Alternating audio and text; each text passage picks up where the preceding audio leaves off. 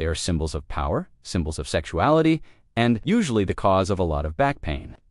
When you look at this stiletto, you probably think of supermodels, red carpets. Or maybe that one night out you regret because you couldn't walk the next day. But what if I told you that for most of history, this shoe was actually designed for heavy military combat, and that they were originally made for men? Today, we're walking through the weird, painful, and fascinating history of high heels.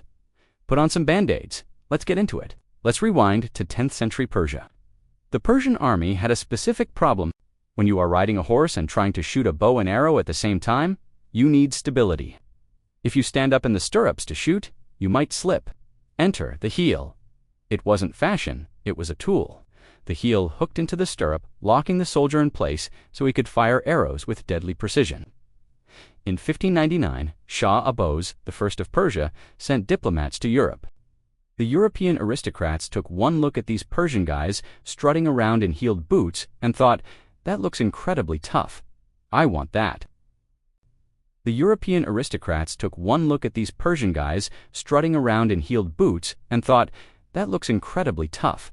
I want that." By the 17th century, the trend hit France. And nobody, and I mean nobody, loved a heel more than King Louis XIV. Louis was only 5'4". He wanted to be a literal highness. So, he wore 4-inch heels. But here is the key. He decreed that only members of his court could wear red heels. It was the original Christian Louboutin red bottom. But back then, it wasn't about sex appeal. It was about class.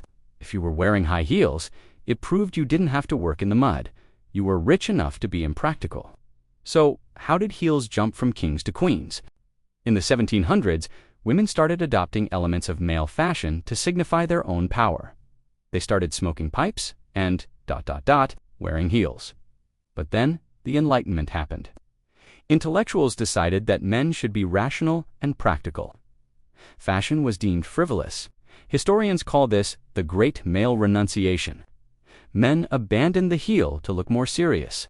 Women kept them, and suddenly the high heel became exclusively associated with femininity. Fast forward to the 1950s, technology changes everything. Before this era, heels had to be chunky, made of wood, to support weight. But thanks to new industrial steel, designers like Roger Vivier and Salvatore Ferragamo could encase a thin steel rod in plastic. This allowed the heel to get thinner, and thinner, and thinner. The stiletto was born. It was named after a thin Italian dagger, a weapon.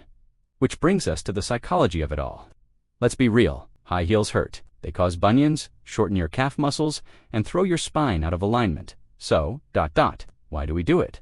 Biologically, heels force the back to archaea posture, called lordosis. It pushes the chest forward and the rear out. It creates an exaggerated, youthful silhouette. But it's also psychological. It changes how you walk. You take smaller, faster steps. You make noise. It commands attention. As Marilyn Monroe famously said, "I don't know who invented high heels, but all women owe him a lot." From Persian cavalry, archers to French kings, to the runways of Milan. The high heel has gone from a piece of military technology to a status symbol, to a controversial fashion statement. Whether you view them as empowering or oppressive, or just really good for reaching the top shelf, there is no denying they changed the way we walk through history. But personally, I think I'll stick to the sneakers. What about you? Are you team stiletto or team flats? Let me know in the comments below. Don't forget to like and subscribe for more fashion history. I'll see you in the next one.